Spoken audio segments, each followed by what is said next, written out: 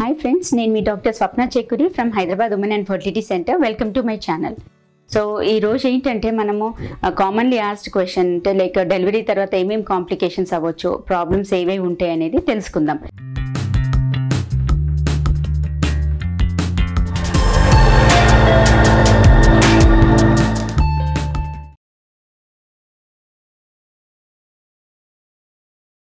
Delivery తర్వాత కూడా sleep అంటే నిద్ర సరిగా ఉండకపోయేసరికి బాగా స్ట్రెస్డ్ అవుట్ అవుతారు.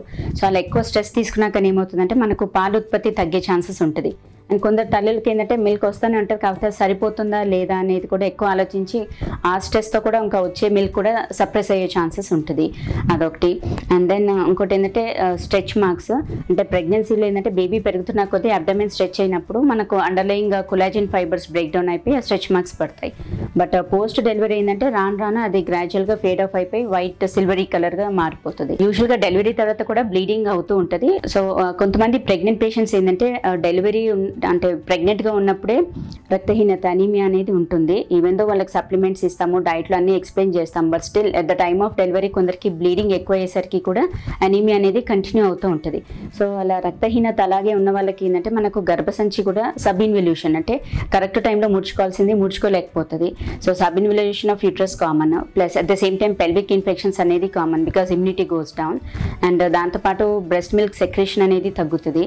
అండ్ మనకు వూండ్ ఇన్ఫెక్షన్స్ వెదర్ అది సిజేరియన్ సెక్షన్ వూండ్ అయినా అవ్వచ్చు, లేదు మనకు నార్మల్ డెలివరీ అప్పుడు కింద కుట్లు పడతాయి అంటే ఎపిసోటమీ వూండ్. సో ఆ వూండ్ ఇన్ఫెక్షన్స్ అనేది కూడా చాలా కామన్. అండ్ బేసికలీ అనీమిక్ ఉన్న వాళ్ళకి ఏంటంటే హెయిర్ లాస్ ఇవన్నీ కూడా కామనెస్ట్ ప్రాబ్లమ్స్ అంటే పోస్ట్ డెలివరీ ఇవన్నీ కూడా గమనిస్తాం. యూజువల్గా డెలివరీ తర్వాత కూడా బ్లీడింగ్ అవుతూ ఉంటుంది, లైక్ 6 to 8 weeks వరకు అవుతుంది. సో కొందరికి ఆ బ్లీడింగ్ నార్మల్గా యావరేజ్గా అవ్వచ్చు, కొందరికి మాత్రం హెవీగా అంటే ముద్దల్లాగా పడుతూ ఉంటుంది. సో అలా ఉన్నప్పుడు కూడా రక్తహీనత అంటే అనీమియా వల్ల చాలా ప్రాబ్లమ్స్ వచ్చే ఛాన్సెస్ ఉంటాయి. అండ్ కొందరికి ఏమో డీబీటీ అంటే డీప్ వెయిన్ థ్రాంబోసిస్ అంటాం. యూజువల్గా ఏంటంటే ప్రెగ్నెంట్గా ఉన్నప్పుడు అండ్ ఈవెన్ పోస్ట్ డెలివరీ కూడా మనకు బ్లడ్లో హైపర్ కోయాగులబుల్ స్టేట్ అంటాం, అంటే రక్తం గడ్డలు కట్టే ఛాన్సెస్ ఎక్కువగా ఉంటుంది. బికాస్ ప్లేట్లెట్ కౌంట్ ఎక్కువగా అంటే పెరుగుతుంది, రెడ్ బ్లడ్ సెల్స్ ఇవన్నీ కూడా పెరుగుతాయి ప్రెగ్నెన్సీలో. అండ్ స్టాసిస్ అంటే బ్లడ్ ఫ్లో కూడా నిదానంగా అవుతూ ఉంటుంది ప్రెగ్నెన్సీలో. Even post delivery 6 to 8 weeks same changes ఇవి అట్లాగే ఉంటాయి. సో ఆ టైంలో మనము అడిక్వేట్ హైడ్రేషన్ అంటే నీరు పదార్థాలు అట్లీస్ట్ మినిమం 4 to 5 liters తీసుకోవాలి అంటాము. సో దట్ ఈ బ్లడ్ క్లాట్ ఫార్మేషన్ అనేది ప్రివెంట్ చేయొచ్చు. సెకండ్ థింగ్ ఏంటంటే మొబిలైజేషన్. చాలామంది ఏంటంటే సిజేరియన్స్ అయినప్పుడు అంటే అదే పెద్ద ఆపరేషన్ అయినట్టుగా ఎక్కువగా రెస్ట్ తీసుకుంటారు, లేచి నడవకపోవడము.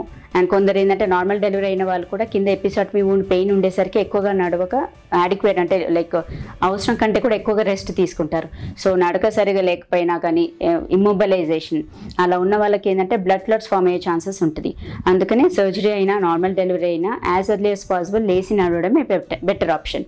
అండ్ పోస్ట్ డెలివరీ చాలామంది లేడీస్ ఏంటంటే they have this psychological disorders, అంటే వాళ్ళు ఎక్కువగా స్ట్రెస్డ్ అవుట్ అయిపోయి యాంగ్షియస్ అయిపోయి అంటే తన బేబీని అడిక్వేట్ కేర్ ఇవ్వగలుగుతున్నా లేదా అనే స్ట్రెస్ లెవెల్స్తో డిప్రెషన్కి కూడా వెళ్ళే ఛాన్సెస్ ఉంటుంది. అంటే that we call it as postpartum depression.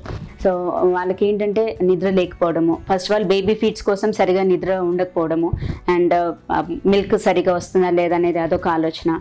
So ఈ ఓవరాల్ అన్ని ఆలోచనతో ఎక్కువ స్ట్రెస్డ్ అవుట్ అయిపోయి కూడా డిప్రెషన్లోకి వెళ్ళిపోవడం. Plus most of the ladies ఏంటంటే ఫిజికల్ చేంజెస్ అంటే బాడీలో అయ్యే చేంజెస్ అన్ని కూడా ఇవి మళ్ళీ నార్మల్ అవుతాయా లేదా లేకపోతే ఇలాగే ఉండిపోతాం అనేది అదొకటి ఆలోచనతో కూడా డిప్రెషన్లోకి వెళ్ళిపోతారు. సో ఇలాంటి కేసెస్లో ఏంటంటే యూ రిక్వైర్ అడిక్వేట్ కౌన్సిలింగ్ ఒకటి, and support from the family, especially husband support and family member support ఇస్తే ఏంటంటే ఈ డిప్రెషన్ నుంచి మనం బయటికి రాగలుగుతాం.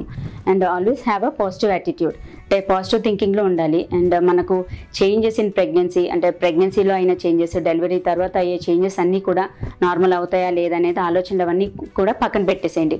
అడిక్వేట్గా మంచిగా ఫీడింగ్ ఇస్తే ఏంటంటే most of the things will come back to normal. అంటే మనకు ఏదైతే ఫిజియలాజికల్ చేంజెస్ అయినాయో అవన్నీ కూడా ఆల్మోస్ట్ సుమారుగా నార్మల్కి వచ్చే ఛాన్సెస్ ఉంటాయి. అండ్ ప్రెగ్నెంట్ లేడీస్లో ఏంటంటే బేబీ పెరుగుతున్న కొద్దీ అబ్డమెన్ స్ట్రెచ్ అయినప్పుడు లోపల మనకు అబ్డామినల్ మజిల్స్ కూడా లాక్సిసిటీ పెరుగుతుంది, వీక్నెస్ అనేది స్టార్ట్ అవుతుంది. బికాజ్ మజిల్స్ ఏంటంటే కొంచెం సెపరేట్ అవుతాయి అన్నట్టు బేబీ గ్రోత్కి హెల్ప్ అవ్వడానికి. At the same time post delivery ఏమవుతుందంటే అబ్డామినల్ మజిల్స్ వీక్నింగ్, అవి లూజ్గా అయిపోవడము, ఫ్లాబీ అబ్డామిన్ అవ్వడము అంటే ఇవన్నీ కూడా ఉంటాయి. సో చాలామంది అడుగుతుంటారంటే పొట్ట మళ్ళీ అంటే డెలివరీ అయిన తర్వాత కూడా మళ్ళీ ఇంతగా ఉంది, మళ్ళీ అది నార్మల్కి వచ్చిద్దా లేదా అనేది కూడా చాలా మందికి డౌట్స్ ఉంటాయి. డెలివరీ తర్వాత ఏంటంటే ఇది చాలా commonest problem, abdominal muscle weakness అనేది ప్లస్ లాక్సిసిటీ అంటే దానికి ఉన్న పట్టుత్వం స్ట్రెంత్ అనేది తగ్గిపోతుంది. ఇది వన్ ఆఫ్ ద కాంప్లికేషన్. ఈ వీడియో మీకు ఇన్ఫర్మేటివ్ అయినట్లయితే, నచ్చినట్లయితే please like and subscribe to my channel, and please share with your friends and family members. Thank you.